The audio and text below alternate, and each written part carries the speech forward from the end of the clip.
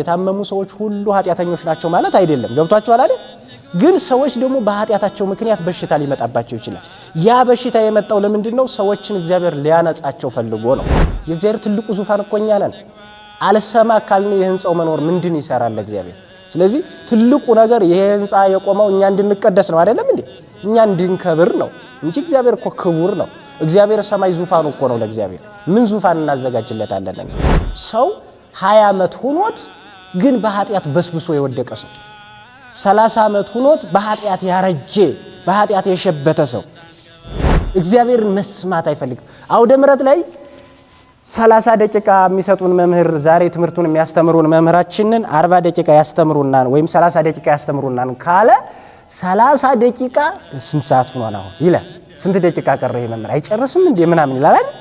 እዛ በኋላ እሺ 30 ደቂቃ ካለቀ በኋላ ሰውየው ይወጣና ቁጭ ብሎ 30 ደቂቃ የእግዚአብሔርን ቃል መስማት አቅቶታል። ከዚያ በኋላ የሰውዬ ከወጣ በኋላ ግን ጓደኛው ጋራ 50 ደቂቃ 40 ደቂቃ ቁሞ ያወራ። ቁሞ እኮ ነው ምንም አይሰማው።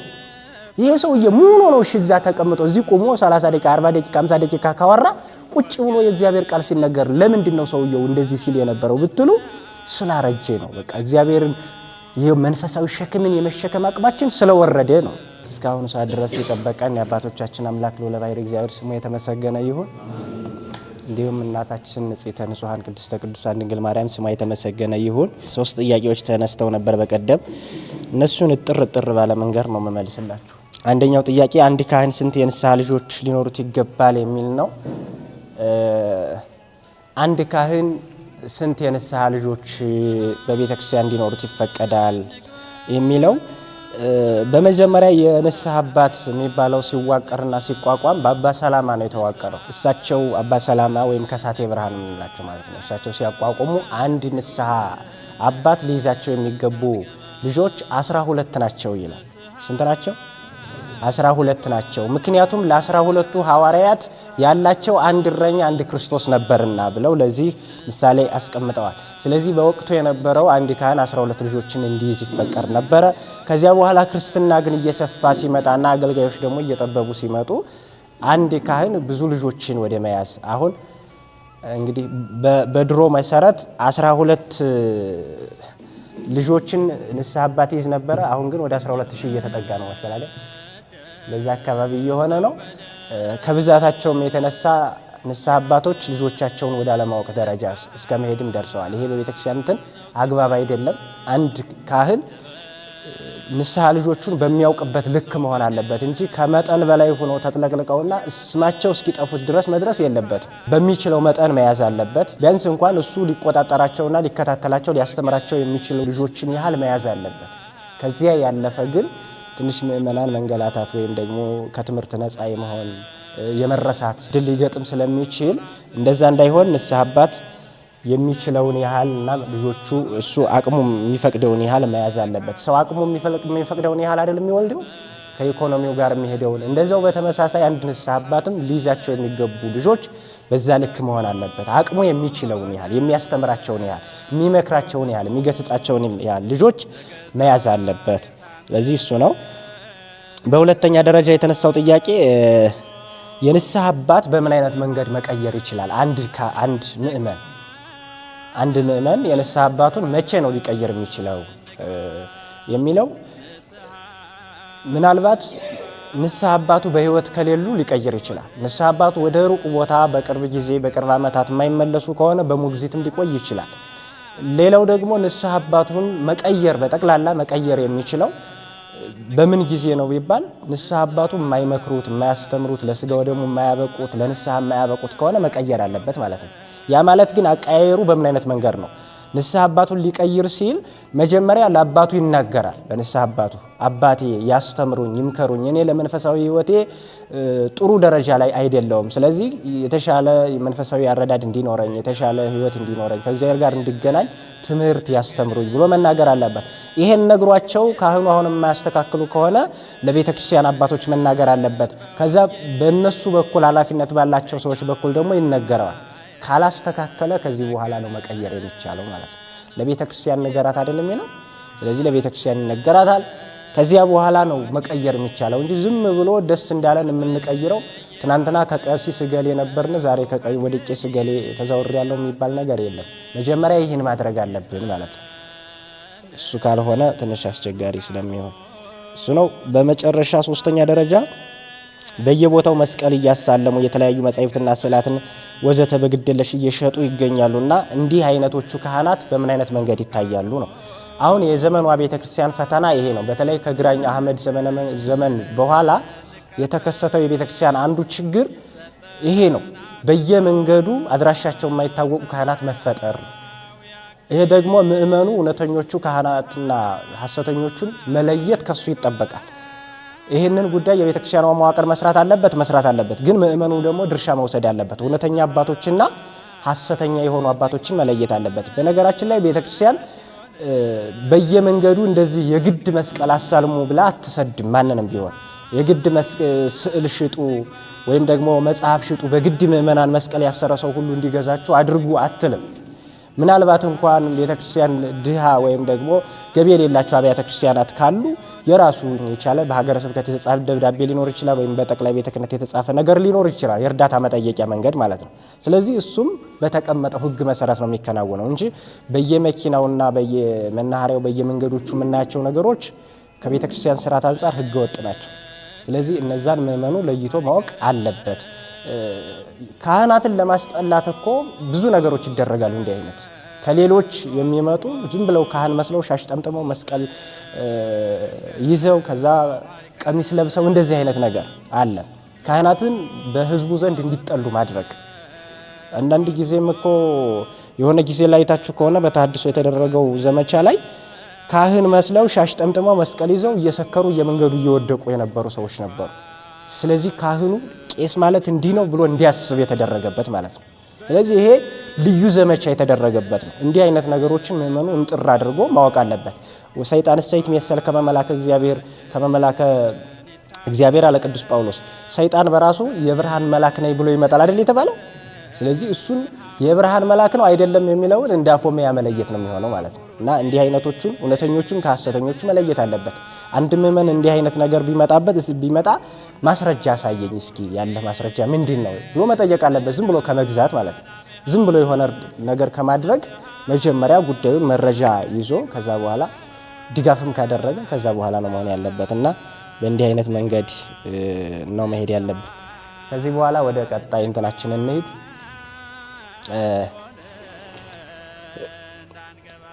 የንስሐ እንቅፋቶችን የዛሬ ሳምንት አይተናል አይደለ? አሁን ቅድመ ንስሐ መከናወን ካለባቸው ጉዳዮች ዙሪያ አንኳር የሚባሉ ነገሮችን አይተናል። እነሱ የንስሐ እንቅፋቶች የሚባሉት ናቸው፣ አይተናቸዋል። አሁን ደግሞ ከንስሐ በፊት ምን ማድረግ ያስፈልጋል፣ ከነዛ ቀጥሎ ደግሞ ሰዎች ከንስሐ በፊት ማድረግ ያለባቸው ነገር ምንድን ነው የሚለውን አንደኛ ሰዎች ከንስሐ በፊት ማድረግ ያለባቸው ኃጢአታቸውንና በደላቸውን ማሰብ ነው። ኃጢአታቸውንና በደላቸውን ምን ማለት ማሰብ። ስለዚህ አንድ ክርስቲያን ከንስሐ በፊት ማድረግ ያለበት ኃጢአትና በደሉን በትክክል ማሰብና በትክክል ማመን አለበት። ኃጢአት እንደሰራ ማመን አለበት። ወንጀል እንደፈጸመ ማመን አለበት።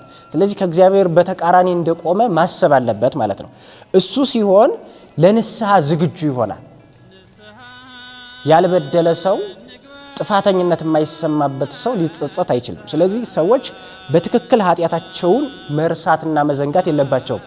ከዛሬ ዓመት ጀምሮ እስካሁን ድረስ የሰራውት ምንድን ነው ብሎ ሰው ማሰብ አለበት። የሚጠፋውም ከሆነ በየቀኑ የሚሰራቸውን ኃጢአቶች መጻፍ አለበት። በመጽሐፍ እየጻፈ በኋላ ለካህኑ ሲናዘዝ ደግሞ እነዛን ነገሮች ማቅረብ አለበት እና ይሄንን በቅዳሴያችን ምን ይላል መሰላችሁ? ቅዳሴ ጊዜ በሚባለው ቅዳሴ ላይ እመቦ ዘወድቀ በኃጢአት ይርሳ እስመ ዘይትረሳ። በኃጢአት የወደቀ ሰው ቢኖር ኃጢአቱን አይርሳ፣ ኃጢአት የማይረሳ ነውና አለ። ሰውየው ራሱ ኃጢአቱን ቢረሳው ኃጢአቱ በእግዚአብሔር ዘንድ አይዘነጋበትምና። ምክንያቱም እኔ ብረሳው ያ ኃጢአት ግን በእግዚአብሔር ዘንድ ስለማይዘነጋ ወደ ሲኦል ያወርደኛል። እግዚአብሔር በምህረት ነው እሱን ይቅር የሚለን እንጂ ከዚያ ውጭ ግን እግዚአብሔር እንደኛ የሚረሳ ሆኖ የሚረሳው ነገር የለም እና እኛ ብንረሳው እንኳን እግዚአብሔር አይረሳውምና ኃጢአተኛ ሰው በደሉን አይዘንጋ። ስለዚህ ጥፋተኛ እንደሆነ ማወቅ አለበት ማለት ነው። በእግዚአብሔር ፊት ከአባቱ ጋር የተጣላ ልጅ አባቱን የበደለ ልጅ በአባቱ ፊት ተንበርክኮ ያለቅሳል። አባቴ መልካም አላደረኩም በፊትህ ብሎ ያለቅሳል። በወንጌሉ እንደተጠቀሰው አይነት ልጅ ስለዚህ አንድ ክርስቲያንም በአባቱ በእግዚአብሔር ፊት መጸጸት አለበት። አንድ ክርስቲያን በአባቱ በእግዚአብሔር ፊት እንባን ማፍሰስ አለበትና ነብዩ እግዚአብሔር ዳዊት አይታችሁታል። በመዝሙር 51 ቁጥር 3 ላይ ስትመለከቱ ምን ይላል መሰላችሁ? እስመለሌ አአምር ጌጋዬ ይላል። ኃጢአቴ ሁል ጊዜ በፊቴ ነው፣ አንተን ብቻ በደልኩ፣ በፊትም ክፋትን አደረኩ።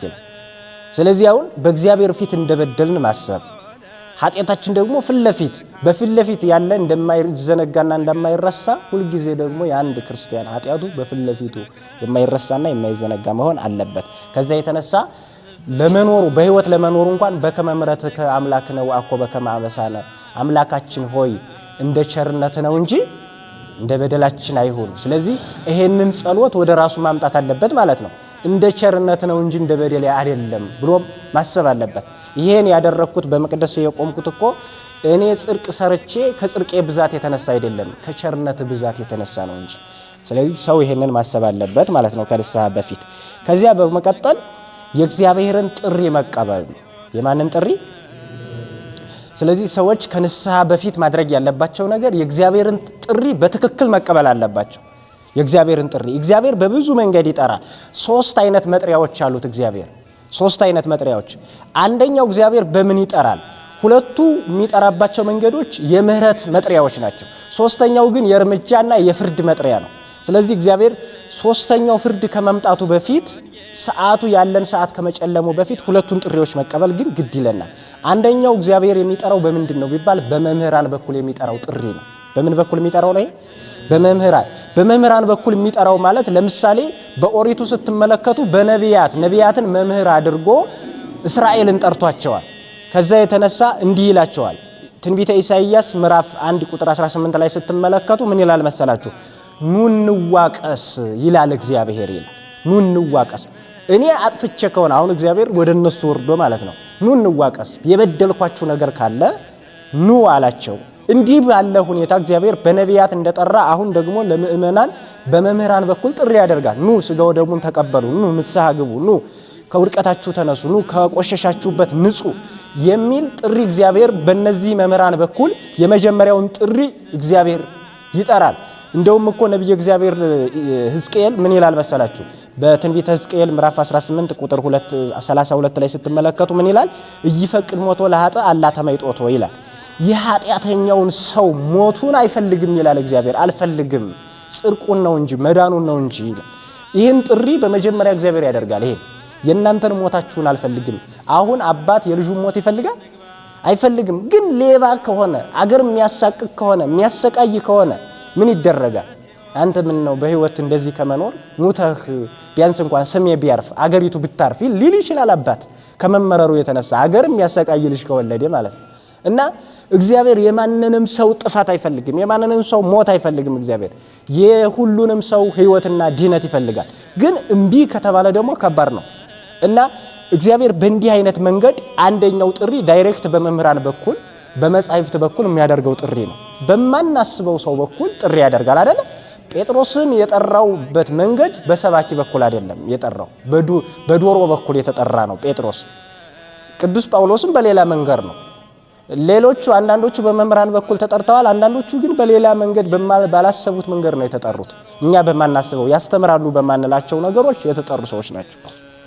ስለዚህ ክርስቲያኖችም በተመሳሳይ የሚጠሩበት መንገድ በጣም ብዙ ነው። ለንስሐ የሚጠሩ ነገሮች ብዙ ናቸው። ሰው ትምህርት ብቻ አይደለም ለንስሐ የሚጠራው፣ ምናልባት መዝሙርም ለንስሐ ይጠራዋል። ከአባቶች የሚገኝ ምክርም ሰውን ወደ ንስሐ ይጠራዋል። የእግዚአብሔር ጥሪ ይሆናል። በሆነ ሰው የሚተላለፍ እኛ ምናልባት በምንነቀው ሰው በኩል እግዚአብሔር ጥሪ ሊያስተላልፍ ይችላል። እኛ ዝቅ አድርገን በምንመለከተው ሰው በኩል የሚተላለፍ መልእክት ይኖራል። ስለዚህ የመጀመሪያው መልእክት ይሄ ነው። ይሄንን ግን አልሰማ ያሉ ሰዎች ደግሞ ጥሪን አልሰማ ያሉ ሰዎች በመምህራን በኩል እግዚአብሔር ያደረገውን ጥሪ የማይሰሙ ሰዎች ደግሞ ሁለተኛውን ጥሪ እግዚአብሔር ያደርጋል። ሁለተኛው ጥሪ ሕመምና ምርኮ ነው። ሕመምና ምንድነው? ምርኮ። ሁለተኛው ጥሪ ይሄ በጣም ትንሽ ጠንከር ያለ ነው ከዚህኛው። ሰዎች በሕመምና በምርኮ ወደ እግዚአብሔር ቤት እንዲመጡ ያደርጋል። እግዚአብሔር ያደርጋል። ይህ ማለት ምን ማለት ነው? ሕመም ማለት ይላል ቅዱስ ዮሐንስ አፈወርቅ የእግዚአብሔር ስራ አስፈጻሚዎቹ ናቸው ይላል። ስራ አስፈጻሚዎቹ አንተ ስራ ልሰራ ስትል ያን ጊዜ ህግ ተርጓሚ ሆነው የሚከሰቱ ናቸው። ወደ እግዚአብሔር የሚያቀርቡ ናቸው። ስለዚህ ከዚህ የተነሳ እግዚአብሔር እነዚህን በራሱ ለምህረት ያመጣቸው ናቸው ይላል። ሰው ሊታመም ይችላል በኃጢአቱ ብዛት ማለት ነው። 38 ዓመት ሙሉ የተኛው ሰው እኮ የኃጢአት ውጤት ነው ያሰውዬ እኮ ክርስቶስ መጥቶ የፈወሰው ማለት ነው። ስለዚህ ሰዎች በኃጢአታቸው ምክንያት የሚመጣ የታመሙ ሰዎች ሁሉ ኃጢአተኞች ናቸው ማለት አይደለም። ገብቷችኋል አይደል? ግን ሰዎች ደግሞ በኃጢአታቸው ምክንያት በሽታ ሊመጣባቸው ይችላል። ያ በሽታ የመጣው ለምንድነው? ሰዎችን እግዚአብሔር ሊያነጻቸው ፈልጎ ነው። ሊያነጻቸው ፈልጎ አንዳንድ ጊዜ በቤታቸው ተቀምጠው ያላሰቡትን እግዚአብሔር ሆስፒታል ገብተው እንዲያስቡት ያደርጋል እግዚአብሔር ማለት ነው። በመዝናኛ ቤት ያላሰቡትን እግዚአብሔር በእስር ቤት እንዲያስቡት ያደርጋል እግዚአብሔር። ስለዚህ የእግዚአብሔር መንገዱ ነው ይሄ፣ ወደሱ እንድንመጣ ያደርጋል። አንዳንድ ጊዜ ልጅ ተመክሮ አልሰማ ካለ ግርፋት ይጠብቀዋል አይደለ? ስለዚህ ይገርፈዋል አባቱ ማለት ነው። የሚገርፈው ግን አባቱ ልጁን ስለማይወደው ሳይሆን እንዲስተካከል ስለፈለገ ነው። እና እግዚአብሔር ከዛ የተነሳ እኛን በትምህርት አልሰማ በምክር አልሰማ ስንል ግርፋት ያመጣል። ስለዚህ እንዲህ አይነት ነገሮችን ወጣ ያሉ ሰዎችን ሊገርፍ ይችላል። ይሄ መግረፊያው አንዱ ህመም ነው። ይሄንን በተመለከተ ኦሪት ዘዳግም ምዕራፍ 28 ቁጥር 22 ላይ ስትመለከቱ ምን ይላል መሰላችሁ? እግዚአብሔር ይላል እግዚአብሔር በክሳት በነዳድ በትኩሳትና በድርቅ በዋግም ይመታሃል ይላል እግዚአብሔር። ይሄ አሁን መምቻ መንገዱ ነው አንዱ። በእርግጥ እግዚአብሔር እኛ እንደምናስበው የሆነ ጠባብ መንገድ ያለው አይደለም። እግዚአብሔር እኛን መጎዳት ባለብን መንገድ እግዚአብሔር እንዴት መመለስ እንዳለብን ብዙ መንገዶች አሉት እግዚአብሔር ብዙ መንገዶች። እና እንዲህ አይነት ነገሮች የምትበላውን በማሳጣት እግዚአብሔር አንተን ወደ ንስሐ ሊያመጣህ ይችላል። በንዳድ በትኩሳት በድርቅ እንዲሁ በዋግ እግዚአብሔር ወደሱ እንድትመጣ ሊያደርግህ ይችላል እግዚአብሔር ይላል። ሙሴ ነው እንደዚህ የሚለው። ስለዚህ እግዚአብሔር ይሄ መጀመሪያው ነው። ከዛ ምርኮ የሚባለው ነው። ምን የሚባለው ነው? ምርኮ ማለት አገርን ጥሎ ወደ ሌላ ሀገር መሰደድ ማለት ነው። ይሄ እንደ አፍሪካ ሀገራት በሆነ መንግስታት መያዝ ወይም በቅኝ ግዛት መያዝ ምናምን አይደለም። ከዛ የከፋ ነው። በቅኝ ግዛት መገዛት ምን ያህል ክፉ እንደሆነ አፍሪካ ላለው ምስቅልቅል ይሄ ትልቅ ማሳያ ነው። ለአንድ ህዝብ ቅኝ ግዛት መገዛት ማለት የብዙ ነገሮች ጥያቄ ያስነሳል። እኛ ይሄው አልተገዛንም፣ ግን ብዙ ጥያቄ ያለው አገሪቱ ላይ ብዙ ነውጥ አለ እና ብዙ አገራት ላይ ኢኮኖሚ የተረጋጋ ኢኮኖሚ ኖሯቸው ጥሩ ህዝብ ኖሯቸው ምናምን፣ ግን ግጭት አለ። ያ የእንዲህ አይነት ነገሮች ውጤት ነው። የደንበር መደበላለቅ ምናምን ነገር አለና ምርኮ ክፉ ነው። ህዝቡን እንዳለ ጠርጎ ያስወጣል። እና ምርኮ የሚባለው በእስራኤል ህዝብ ታሪክ እንደተመለከት ነው። ህዝቡን የሌላ ሀገር መንግስት መጥቶ አገሪቱን ያፈርሳል፣ መንግስታቸውን ይገላል። ከዛ በኋላ ህዝቡን ማርኮ ወደ ሌላ ሀገር ይወስደዋል። ስለዚህ ለምሳሌ የኢትዮጵያን ህዝብ ወደ ሱዳን፣ የሱዳንን ህዝብ ወደ ኢትዮጵያ እንደመማረክ ማለት ነው። እንደዛ ያደርጋል። ደግሞ ያ ምርኮ የከፋ ምርኮ ነው። በድሮ ዘመን ድንጋይ ተሸክመው ትብትብ ተሸክመው የሀገራቸውን ቅርስ አሸክመው ነው ወደ የሚወስዷቸው። እና የእስራኤል ምርኮ በእንዲህ አይነት መንገድ የተከሰተ ነው። እስራኤል እግዚአብሔርን አልሰማ ሲሉ እግዚአብሔር ኑንዋቀስ እያለ፣ እስራኤል ግን ምንም ልባቸው ደንድኖ በልባቸው መደንደንነት ስለቀጠሉ እግዚአብሔር ምርኮ አመጣ። ከዚህ የተነሳ ትንቢተ ኤርምያስን ስትመለከቱት ሙሉ ታሪክ አሳዛኝ ታሪክ ነው የምትሰሙት። አሳዛኝ ታሪክ ትሰማላችሁ። የምርኮ ጉዳይ ነው። እና እስራኤል ተመክረው አለመመለሳቸው ያመጣው መከራ፣ አገሪቱ ኢየሩሳሌም የተሰኘችዋን ከተማ ያ ትልቁ ቤተ መቅደስ የተቃጠለበትን ታሪክ ትመለከታላችሁ። ጻሂሉ በቤተ መቅደስ የነበረው ያ ጻሂሉ ጽዋው በአሕዛብ እጅ ወድቆ ተፈትፍቶ ሲበላበት ሲጠጡበት ማየት ራሱ በጣም ከባድ ነው ለእስራኤል። እንዲህ አይነት መከራ መጣ። ምክንያቱም ይህ ሁሉ የመጣው ህዝቡ አልሰማ ስላለ ነው። አልሰማ ካለ ቤተ መቅደሱ እኮ ምን ለእግዚአብሔር የሚወስነው የእግዚአብሔር እኮ ዙፋን ሞልቶታል አይደል? የእግዚአብሔር ትልቁ ዙፋን እኮ እኛ ነን። አልሰማ ካልን የህንጻው መኖር ምንድን ይሰራል ለእግዚአብሔር? ስለዚህ ትልቁ ነገር ይሄ ህንጻ የቆመው እኛ እንድንቀደስ ነው አይደለም እንዴ? እኛ እንድንከብር ነው እንጂ እግዚአብሔር እኮ ክቡር ነው። እግዚአብሔር ሰማይ ዙፋኑ እኮ ነው ለእግዚአብሔር። ምን ዙፋን እናዘጋጅለታለንና? ስለዚህ እስራኤል አልሰማ ስላሉ ያንን የሚያስጌጡት ቤተ መቅደስ ለእግዚአብሔር ይመስላቸዋል። ከዛ በኋላ እግዚአብሔር ይህንን ቤተ መቅደስ ለኔ ከመሰላችሁ ብሎ የባቢሎንን መንግስት አስነስቶ ናቡከደነጾርን ቤተ መቅደሱ በዛ ልክ እንዲዋረድና በዚያ ልክ እንዲቃጠል ቅርሳቸው ሁሉ እንዲጠፋ አደረገ። ይሄንን ሆነ። ከዛ በኋላ እስራኤል ባቢሎን ወረዱ። ያ የጠገበው የእስራኤል ህዝብ ባቢሎን ከወረደ በኋላ እግዚአብሔርን ማሰብ ጀመረ። ከዛ በኋላ መዝሙር 137 ቁጥር 1 ላይ ስትመለከቱ እንዲህ የሚል መዝሙር ዘመሩ እስራኤል። ነብዩ እግዚአብሔር ዳዊት ነው። ወደፊት ያለውን ዘመን አስቦ እና ተመልክቶ በትንቢት የተናገረው ሶበ ተዘከርናሃ ለጽዮን ውስተ አፍላ ገባቢ ነው ህየነበርነ ወበከይነ ህየነበርነ ወበከይነ እኛ በባቢሎን ወንዞች አጠገብ ተቀምጠን ሳለን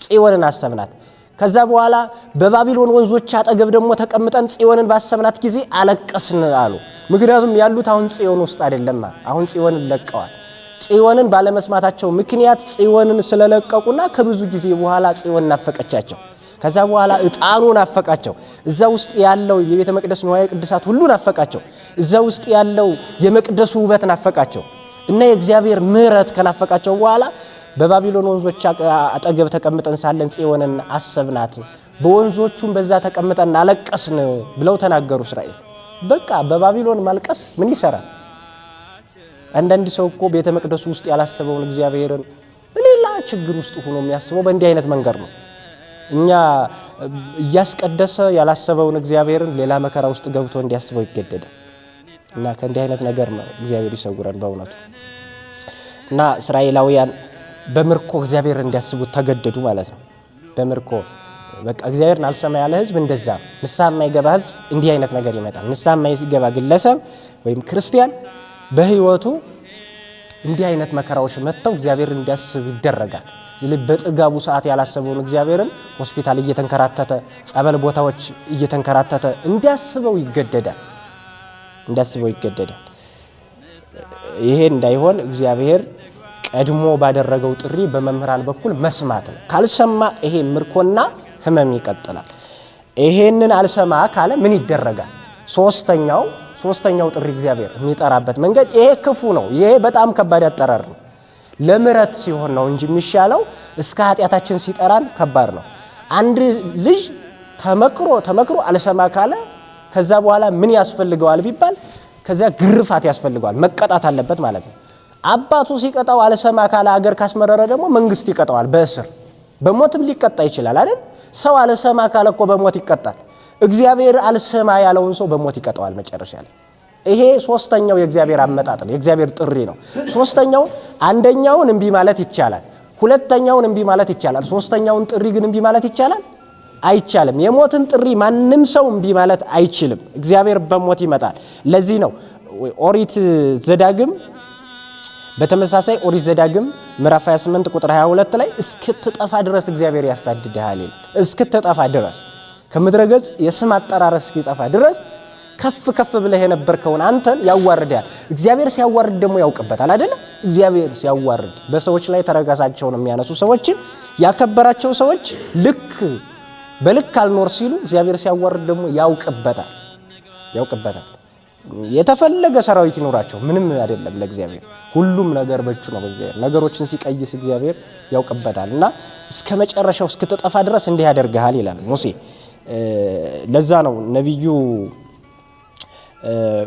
ታላቁ ሰው ንጉሱ ሶሎሞንም እንደዚህ ያለ ኃጢያትን የዘራ ምንን ያጭዳል ሞትን ያጭዳል በቃ አለቀ መፍትሄው ይሄ ነው ሌላ ስለዚህ እግዚአብሔር ሰውየውን በሞት ይጠራዋል ግን እግዚአብሔር ከዚህ ሁሉ በፊት የነሳህ ጥሪዎችን ያደርጋል ጥሩ መልካም የሆኑ ጥሪዎችን አልሰማ ስንል ባደጋ እግዚአብሔር በሞት ከመጥራቱ በፊት ባደጋ በኩል አንዳንድ ጊዜ ከኃጢያታችን ብዛት የተነሳ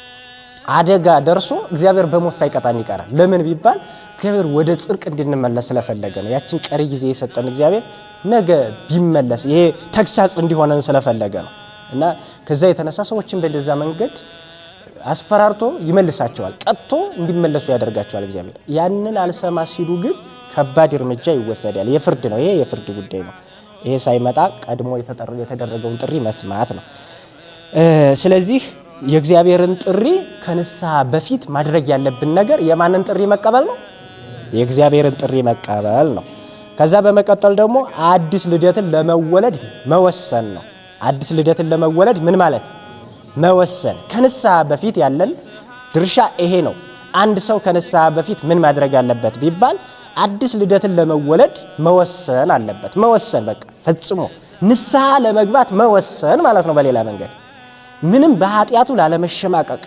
የሚያሸማቀቀው በእግዚአብሔር ፊት ያለው በደሉ እንጂ ኃጢያቱ ሊያሸማቀቀው አይገባም እና እሱን ለማድረግ መወሰን አለበት። ይህንን በተመለከተ አረጋዊ መንፈሳዊ የተባለ ቤተክርስቲያናችን ሊቅ እንደዚህ ይላል። በከመ አዳም ስጋዊ ወለደ ደቂቀ እምሔዋን አለ። እግዚአብሔር 3 ልደቶችን አስቀምጦልናል ይላል ሊቁ በቅዳሴው ላይ። ስንት ልደቶችን? 3 ልደቶችን። ሰው አንደኛ የሚወለደው ከእናት አባቱ ነው። ሁለተኛ የሚወለደው ደግሞ ከማን ነው? ከእግዚአብሔር ይወለዳል። ሶስተኛው ልደት ደግሞ ከንስሐ ነው የሚወለደውና እግዚአብሔር ከእናት ከአባታችሁ ደም የነበራችሁትን እናንተን አርግቼ በአጥንት በጅማት አጠንክሬ ዓይን እጅ ሰጥቼ እንድትወለዱ አደረኩ። በኋላ ብትወርቁ ሰው ቢሳሳት እንኳን መጥቼ ከሰማያት ወርጄ ስጋዬን ቆርሼ ደሜን አፍስሼ አዳንኳችሁ። ከዚህ በኋላ እንደፈለጋችሁ መሆን ትችላላችሁ ሳይል እግዚአብሔር የንስሐን በር ሰጠን ይላል ሊቁ። እና ሶስተኛው መወለድ የሚባለው ከወደቅን በኋላ የሰጠን ጥምቀትን ነው። ከእናት ከአባታችን ከተወለድን በኋላ እንጠመቃለን፣ የእግዚአብሔር ልጆች እንሆናለን። በሶስተኛው ደረጃ ሰው የእግዚአብሔር ልጅነቱን ያጣል። አባት አንዳንድ ጊዜ ይከዳል አይደለ? አባት ምክንያቱም ልጁ መጥፎ ከሆነ ወለድኩ ካድኩ ሊለው ይችላል። እና እንደዚሁ በተመሳሳይ ከእግዚአብሔር ተወልዶ ከእግዚአብሔር የተለየ እግዚአብሔርን የማይመስል ልጅ ያለ። በዚህ ጊዜ ይሄ ልጅ ምንድነው ማድረግ ያለበት ቢባል ሶስተኛው ልደት መወለድ ነው። ይሄ ሶስተኛው ልደት ደግሞ ንስሐ ነው። በሶስተኛው ልደት ያጣውን ልጅነቱን ወይም ደግሞ ያጣውን የእግዚአብሔር መልክነት ወይም የእግዚአብሔርን የመምሰል ጸጋ ያገኛል። በስንተኛው ልደት ነው? በሶስተኛው ልደት። እና ምን ይላል መሰላችሁ ይሄ ሊቅ? በከመ አዳም ስጋዊ ወለደ ደቂቀ እምሔዋን አለ በዓለመ ዚአሁ ይላል። አዳም የመጀመሪያው ሰው አዳም በራሱ ዓለም በዚህ ዓለም ማለት ነው በራሱ ዓለም ልጆችን ስጋዊ ልጆችን ስጋዊት ከሆነች ከሔዋን ወለደ አለ። ከሔዋን ስጋዊ ልጆችን በዚህ ዓለም በራሱ ዓለም ወለደ። ከማሁ ክርስቶስኒ ወለደ ደቂቀ በዓለመ ዚአሁ እምከርሰ ንስሐ ወጥምቀት ይላል። እንደዚሁ ደግሞ ክርስቶስ በመንፈሳዊው ዓለም በመንፈሳዊ ዓለምነቱ ከንስሐ ማህፀን ልጆችን ወለደ። ከጥምቀትና ከንስሐ ሰው ከእግዚአብሔር የሚወለደው በመጀመሪያ ልደቱ ከእናት አባቱ ይወለዳል። በሁለተኛው ልደቱ ግን ከማን ነው የሚወለደው? ከእግዚአብሔር። ሶስተኛው ልደት ደግሞ ከእግዚአብሔር የሚወለደው ነው። ሰው ከንስሐ ሲወለድ ከማን እየተወለደ ነው? ከእግዚአብሔር። በቃ እግዚአብሔርን የመምሰል ጸጋ እያገኘ ነው ማለት ነው። የዛገው ያን አርጅቶ የነበረው ማንነቱ ይቀየርና እግዚአብሔርን የመምሰል ጸጋ ይሰጠዋል። ስለዚህ በእንዲህ አይነት መንገድ ይገልጸዋል። በሌላ መንገድ ይሄ ሊቅ ምን ይላል መሰላችሁ? ንስሐሰ እመይወት ይእቲ ብፁዓን እሙንቱ ለይተወለዱ እምኔሃ ይላል። ንስሐ የህይወት ማህፀን ናት አለ። ከሷ የሚወለዱ ሁሉ ብፁዓን ናቸው ይላል። ከሷ የሚወለዱ ሁሉ ምንም ይሁን ምን ብፁዕ ነው ከንስሐ የሚወለድ ሰው። ስለዚህ ንስሐን ማህፀን ብሎ ነው የሚገልጻት ወይም እናት ብሎ ነው የሚገልጻት። ማህፀን ማለት በእኛ ቤተክርስቲያን በቤተክርስቲያናችን አተረጓጓም ማህፀን የግዕዝ ቋንቋ ነው። የምን ቋንቋ ነው አልኳችሁ? የግዕዝ ቋንቋ እንጂ አማርኛም አይደለም እንግሊዝም አይደለም። ማህፀን ማለት አደራ ነው። ማህፀን አደራ አለ ከሚለው ቃል የወጣ ነው። ማህፀን ማለት አደራ ነው አይደለ? በዚህ ዓለም አደራ የሚመልስ ነገር ምንድነው ብትሉ ማህፀን ነው። ማህፀን በመጀመሪያ ከአባት ዘርን ይወስዳል፣ ከእናት ደግሞ ደምን ይወስዳል። ሁለቱም ፈሳሽ ነው አይደለ? ሁለቱም አካል የለው ጥንካሬ የለው ምን የለው። ወደ ማህፀን ከሄደ በኋላ ግን ይሄ ከእናት የሚከፈለው ደምና ከአባት የሚወሰደው ዘር ምንም ነገር የለውም ነበረ። አይን የለው እጅ የለው እግር የለው ምን የለው። ከዛ ወደ እናቱ ማህፀን ከገባ በኋላ ወደ ማህፀን ከገባ በኋላ ማህፀን ግን አደራውን ይጠብቅና ፈሳሽ ከተሰጠው በኋላ ምን ያደርጋል? እሱ ያንን ፈሳሽ ባጥንት ያጠነክረዋል። ከዛ በጅማት ያስረዋል። ከዛ በኋላ አይን ይሰጠዋል፣ ጆሮ ይሰጠዋል፣ ከዛ አንደበት ይሰጠዋል፣ የሚተነፍስበት አፍንጫ ይሰጠዋል፣ እግር ይሰጠዋል፣ እጅ ይሰጠዋል። እነዚህ አካል የሚባሉት በጠቅላላ ለሰው የሚያስፈልጉት አካላት ሁሉ የሚጠናቀቁት ምን ውስጥ ነው? ማህፀን ውስጥ ነው። ስለዚህ ሁሉም ነገር ምንም ነገር የሌለው ግን ማህፀን ውስጥ ከገባ በኋላ ሁሉ ነገር ያለው ይሆናል እና የሚሰማበት አይን አባቱ የሚያየውን ብርሃን የሚያይበት አይን የሚቀበለው ማህፀን ውስጥ ነው። አባቱ የሚሰማውን ውጫዊ ድምጽ የሚሰማበትን ከተወለደ በኋላ የሚሰማበትን ጆሮ የሚቀበለው ማህፀን ውስጥ ነው። የሚሄድበትን እግር የሚያገኘው ማህፀን ውስጥ ነው። እንደዚሁ በተመሳሳይ ተመልከቱ። እንደዚሁ በተመሳሳይ ንስሐ የህይወት ማህፀን ናት። ሰው ወደ ንስሐ ሲገባ እንዲህ ትክክለኛ ሙሉ ሰው ይሆናል። ሰው ሙሉ ክርስቲያን ማለት ነው። ሙሉ እግዚአብሔርን የሚመስል ሰው ይሆናል። አሁን ሰው ያ ከእናት የሚወሰደው ደም ከአባት የሚከፈለው ዘር ያን እጅ የሌለው እግር የሌለው ነበር አይደል? ምንም ነገር የሌለው ጥንካሬ የሌለው ፈሳሽ የሆነ ነገር ወደዛ ወደ ማህፀን ይገባል። አደራ ወደ ጠባቂው አደራ ወደሚጠብቀው ማንም ሰው በዚህ ዓለም የማይፈበርከውን ነገር ሰርቶ ወደሚሰጠው ማህፀን ውስጥ ይገባል። ከዛ በኋላ ቅርጽ ያለው ሆኖ ይወጣልና ሰዎች ወደ ማይፀን ሲገቡ ምንም ቅርጽ ወደዚህ ወደ ንስሐ ሲገቡ ቅርጽ የሌላቸው ሆኖ ይገባሉ አይደል? ፈርሰው ማለት ነው። ፈርሰው በኃጢአት በስብሰው አይን የሌላቸው እግዚአብሔርን የማያዩ፣ ጆሮ የሌላቸው እግዚአብሔርን የማይሰሙ፣ እግር የሌላቸው ወደ ቤተ እግዚአብሔር የማይገሰግሱ፣ ልብ የሌላቸው እግዚአብሔርን የማያስቡ ይሆናሉ ሰዎች አይደል? እንዲህ አይነት ሰዎች ልብ የሚያገኙት መቼ ነው? ንስሐ ሲገቡ። ምን ሲገቡ? ንስሐ ሲገቡ ልብ ያገኛሉ እነዚህ ሰዎች። ይህ ማለት ምን ማለት ነው? ይሄንን በተመለከተ ነብዩ እግዚአብሔር ዳዊት ምን አለ መሰላችሁ? አይን ቦሙ ወይሪኡ አለ። አይን አላቸው አያዩም፣ ጆሮ አላቸው ደግሞ አይሰሙም፣ ልብ አላቸው አያስቡ፣ እግር አላቸው አይሄዱ። እንደዚህ አይነት እነዚህ ለጣዖቱ ብቻ የተጠቀሰ እንዳይመስላችሁ። እንዲህ ዝም ብለው ነጠላ ለሚለብሱ ግን ህይወት ለሌላቸው ክርስቲያኖች ጭምር እኮ የተጠቀሰ። ስለዚህ አይን አላቸው አያዩም ማለት አይን አላቸው ግን አይናቸውን የሚያዩበት ተራራ፣ ፎቅ፣ ጋራ፣ ሸንተረር የሆነ ሰው ነው እንጂ እግዚአብሔርን አያዩበትም ማለት ነው። እግዚአብሔርን የሚያዩበት አይናቸው ፈርሷል። እግዚአብሔርን የምናይበት አይን የሚገኘው ግን ከዚህ ከንስሐ ማህፀን ውስጥ ነው። ስለዚህ ንስሐ አይን ይሰጠናል ማለት እግዚአብሔርን የምናይበት አይን። ማንን የምናይበት? እግዚአብሔርን የምናይበት። እግዚአብሔርን ያዩ ሰዎች በሐዲስ ኪዳን ከእግዚአብሔር ከንስሐ አይንን ያገኙ ሰዎች ናቸው። ንስሐ ጆሮ ያለው ሰው ትፈጥራለች፣ እግዚአብሔርን የሚሰማ ሰው። ንስሐ እግዚአብሔርን እንዲያስብ ታደርገዋለች። ከዛ ልቡ እግዚአብሔርን ያስባል፣ አይኑ እግዚአብሔርን ያያል፣ ጆሮ የእግዚአብሔርን ቃል ይሰማል፣ አንደበቱ መልካም ነገርን ይናገራል፣ አፍንጫው መልካም መዓዛን ያሸታል፣ አይኑ መጻሕፍትን ያነባል፣ ቅዱስ የሆኑ ነገሮችን ይመለከታል። እግሩ ወደ ማን ቤት ይሄዳል? ወደ እግዚአብሔር ቤት ይሄዳል። ስለዚህ እንደዚህ ይሆናል ማለት ነው። ሰው ከንስሐ ከወጣ በኋላ እንደዚህ ይሆናል። ንስሐ በእንዲህ አይነት መንገድ የሰውን ነገር ትቀይራለች እና ንስሐ የህይወት እናት ናት ይላታል። የምን እናት? የህይወት እናት። ሰው ከንስሐ ከተለየ በቃ ህይወት የለውም። አንድ ልጅ ለምሳሌ አንድን ህፃን ልጅ አያደርግና ለዚህ ኢትዮጵያ ማሳያ ናት። አይታችኋል። ኢትዮጵያ ውስጥ የተፈጸሙ ግፎችን አሁን በቅርብ ጊዜ ከዚህ ከ7 ዓመት ወዲህ ተፈጽመው ያለፉ ግፎችን አይታችሁ ሊሆን ይችላል በተንቀሳቃሽ ቪዲዮዎች እና እናትን በቢላዋ ማለት ነው። እናትን በቢላዋ ቀደው እንግዲህ የመውለጃ ቀኗ የደረሰች እናትን በቢላዋ ቀደው ህፃኑን ማህፀኗ ውስጥ አወጡት። ይሄ እንዲህ አይነት ግፈኞች ታጣቂዎች የበዙባት ሀገር ናት ይቺ ሀገር። ይቺ ሴት ኦርቶዶክሳዊት ሴት በመሆኗ ምክንያት እኛ እኮ እንደው ጀግኖች እኮ ነን። እንደዚህ እየሆን ግን አናስብም እኮ። ይገርማል። መረጃውም የሌለው ሰው አለ። እንኳን እንዲህ አይነት ነገሮችን መከላከል ቀርቶ መረጃው ጭምር የሌለው ክርስቲያን የበዛበት እኮ ነው። አውደ ምሕረቱን ላጨብጫቢነት እንጂ እግዚአብሔር ሰው እየሞተ ግን ምንም ሰው ይሞት ሐሳባችን አይደለም። ግን የኛ እዛ መሰብሰብና እዛ መከማቸት ለክርስቲያኖች ሞት ማቆሚያ መንገድን መፍጠር ካልቻለ ግን ምንም ጥቅም የለውም። ምክንያቱም እግዚአብሔር የሚፈልገው ሰው ነው። እኛ ደግሞ ድንጋይ ግንባታ ላይ ነው ያለነው። ድንጋይ መከመር ስንሰጥም ድንጋይ ለሚከምሩ ሰዎች ላይ ትኩረት አድርገን እሱ ምንም አይደለም። ሰው ላይ ስሩ እሺ፣ የምትችሉት መንገድ እዛ ላይ እና ሰው አይታችሁ ከሆነ ያን ህፃን ልጅ ከወጣ በኋላ ህይወት የለውም። በቃ አለቀ። ምክንያቱም ጊዜው ገና ለእናቲቱ የመውለጃ ጊዜዋ ገና እየደረሰ ነው እንጂ ፐርፌክት ያ ጊዜ የመውለጃዋ ሰዓት ነው ማለት አይደለም። ይሄ ልጅ ከወጣ በኋላ ከእናቱ ማህፀን ህይወት የለውም አይደል?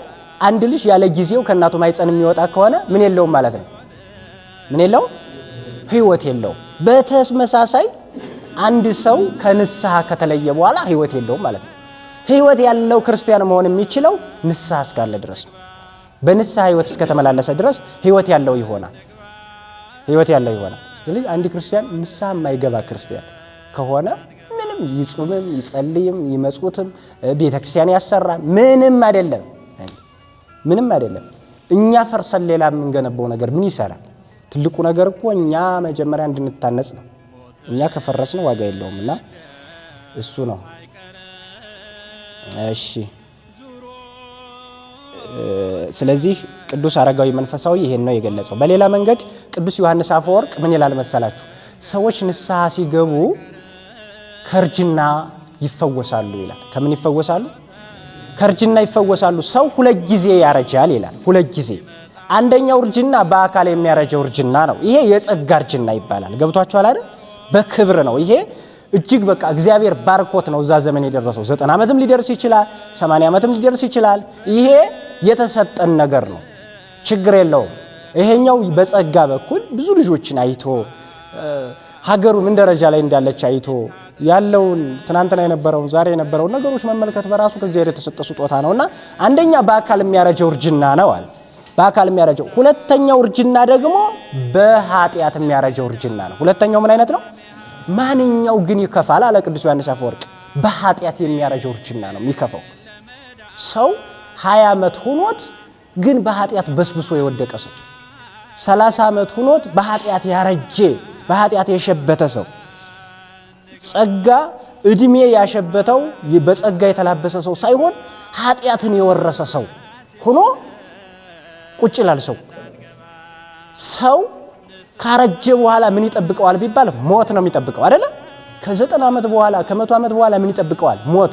በአካል ያረጀውን ሰው ምን ይጠብቀዋል? ሞት። በኃጢአት ያረጀውን ሰው ደግሞ ምን ይጠብቀዋል? መቅሰፍት ይጠብቀዋል። የእግዚአብሔር መቅሰፍት ማለት ነው።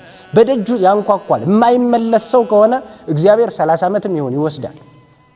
ምክንያቱም ምድሪቱን ማጎስቆል ስለሌለበት ያ ሰው ማለት ነው። 40 ዓመትም ይሁን ይወስዳል እግዚአብሔር። የኃጢአታችን ጽዋ በሞላበት ሰዓት እግዚአብሔር በመዓት ይመጣል። ሶስተኛውን ጥሪ ያደርጋል እግዚአብሔር ማለት ነው። አልሰማ ሲል ሰው ያለ እድሜው ይቀሰፋል። አልሰማ ሲል እግዚአብሔርን አላዳምጥ ሲል ያለ ጊዜው በሞት እንዲሄድና እንዲጠራ ይደረጋል። ስለዚህ ሰው ሁለተኛው እርጅናው ሰውን የሚያጠፋው እርጅና ይሄ ነው። ለምሳሌ አንድ ሰው 90 ዓመት የሞላውን አንድ አባት 20 ኪሎ ጤፍ ብታሸክሙት ይችላል? አይችልም አይደለ? ስለዚህ አሁን ሸክም አይችልም። በኃጢአት ያረጀ ሰው አሁን በአካል ያረጁ በዚህ እድሜ ጸጋ ላይ የደረሱ አባቶቻችን እንደዚህ ብናረጋቸው አይችሉም አይደል? እንደዚህ በኃጢአት ያረጀ ሰው መንፈሳዊ ሸክም መሸከም አይችልም። ለዛ ነው ጾሙ ይረዝምበታል ሰው ጾሙ። ምክንያቱም አይችልም፣ አሮዬ ነው። ሲያስቀድስ 1-2 ሰዓት ለማስቀደስ ሰው ጉልበቱ ቀጥ ይላል አይደል? ከዛ በኋላ ጨረሰ በኋላ ዝም ብሎ ተመስገን ጌታዬ። እንደው በጣም ችግር እኮ እዛ ሰው በቃ ይሰቃያል። ለምንድን ነው ሰው እንደዚህ የሚሆነው? አርጅቶ እግዚአብሔርን መስማት አይፈልግም። አውደ ምሕረት ላይ 30 ደቂቃ የሚሰጡን መምህር ዛሬ ትምህርቱን የሚያስተምሩን መምህራችንን 40 ደቂቃ ያስተምሩናል ወይም 30 ደቂቃ ያስተምሩናል ካለ 30 ደቂቃ ስንት ሰዓት ሆኗል አሁን ይላል። ስንት ደቂቃ ቀረ ይሄ መምህር አይጨርስም እንዴ ምናምን ይላል አይደል? እዛ በኋላ እሺ 30 ደቂቃ ካለቀ በኋላ ሰውየው ይወጣና ቁጭ ብሎ 30 ደቂቃ የእግዚአብሔርን ቃል መስማት አቅቶታል። ከዚያ በኋላ የሰውዬ ከወጣ በኋላ ግን ጓደኛው ጋራ 50 ደቂቃ 40 ደቂቃ ቁሞ ያወራ። ቁሞ እኮ ነው ምንም አይሰማው። ይሄ ሰውዬ ምን ሆኖ እሺ እዛ ተቀምጦ እዚህ ቁሞ 30 ደቂቃ 40 ደቂቃ 50 ደቂቃ ካወራ ቁጭ ብሎ የእግዚአብሔር ቃል ሲነገር ለምንድን ነው ሰውየው እንደዚህ ሲል የነበረው ብትሉ ስላረጀ ነው። በቃ እግዚአብሔርን ይሄ መንፈሳዊ ሸክምን የመሸከም አቅማችን ስለወረደ ነው። ስለወረደ እና ሰው እሱ ራሱ እንዲሰማ ነው መዘመር እንጂ መስማት የማይፈልግበት ደረጃ ላይ የደረሰው ለዛ ደካማ ሆነ የሰው ልጅ። እና ሸክም ጾሙ ይከብደዋል፣ ስግደቱ ይከብደዋል፣ ምጽዋቱ የሆነ መንፈሳዊ ነገር አድርግ የተባለው ነገር ይከብደዋል እና ያማርራል፣ ያጉረመርማል። ከእንደዚህ አይነት ነገር ማን ይሰውራል? እና እንደዚህ በኃጢአት ያረጀ ሰው ማለት ይሄ ነው። እኛ በአካል እናርጅ እንጂ እንዴት በኃጢአት በእውነቱ። እና በኃጢአት ያረጀውን ሰው በተመለከተ እንዲህ ይላል። ምን ይላል መሰላችሁ? ነብዩ እግዚአብሔር ዳዊት በመዝሙር 103 ቁጥር 5 ላይ ምን ይላል? ዘሄድሳ ከመንስል ለውርዙትከ ይላል። እርጅናህን ወይም ደግሞ ጎልማሳነትህን እንደ ንስር የሚያድሳት እርሱ ነው ይላል። ስለዚህ ያንን አሮየነት የሚያድሰው እግዚአብሔር ብቻ ነው እንጂ ማንንም ሰው ሊያድስ አይችልም። ስለዚህ ሰዎች በአካል ያረጁ ሰዎች ወደ አምላካቸው ወደ እግዚአብሔር በደስታ ይሄዳሉ። በኃጢአት ያረጁ ሰዎች ደግሞ በመቅሰፍት ስለሚሄዱ በመከራ ወደ እግዚአብሔር ይጠራሉ። እግዚአብሔር ከእንደዚህ አይነት ነገር ይሰውረን። ለዛሬ እዚህ ላይ ይበቃና ከዚህ በተጨማሪ የምላችሁ አሁን ጥያቄ መጠየቅ የምትችሉ በአካል መጠየቅ የምትችሉ አባቶች እህቶችና ወንድሞች መጠየቅ ትችላላችሁ። ከዛ የማትችሉ ደግሞ ምን ላይ ታሰፍራላችሁ? ራሳችሁን ለመግለጽ የከበዳችሁ ነገር ካለ ማለት ነው። የከበዳችሁ ነገር ካለ ስለ ንስሐን በተመለከተ በሚሰጠው ትምህርት በዚህ ትምህርት የቪዲዮ ፕሮግራሙ ላይ ወይም ደግሞ ዩቲዩብ ላይ ማለት ነው ጨጌ ሚዲያ ዩቲዩብ ላይ ገብታችሁ ኮሜንት መስጫው ላይ ያላችሁን ጥያቄ መጠየቅ ትችላላችሁ። ንስሐን በተመለከተ ጥያቄ ካላችሁ እዛ ላይ ጥያቄ መጠየቅ ትችላላችሁ። አስተያየትም ካላችሁ ችግር የለውም አስፍሩ። ምናልባት በአካል መግለጽ የምትችሉ ሰዎች ከዚህ ያላችሁ ሰዎች በዚህ መጠየቅ ትችላላችሁ። ሌሎች ደግሞ ወገኖች ይህንን ትምህርት ደግሞ በሚዲያ የሚከታተሉ ወገኖች ካሉ ደግሞ ሚዲያው ላይ ሀሳብ አስተያየታቸውን ጥያቄያቸውን ማቅረብ ይችላሉ። በኮሜንት መስጫው እዛ ላይ መስጠት ይቻላል። እናንተም ይሄን ማድረግ ትችላላችሁ። በአካልም መጠየቅ ትችላላችሁ። አሁን በአካል መጠየቅ የምትችሉ ካላችሁ እቀበላለሁ ጥያቄ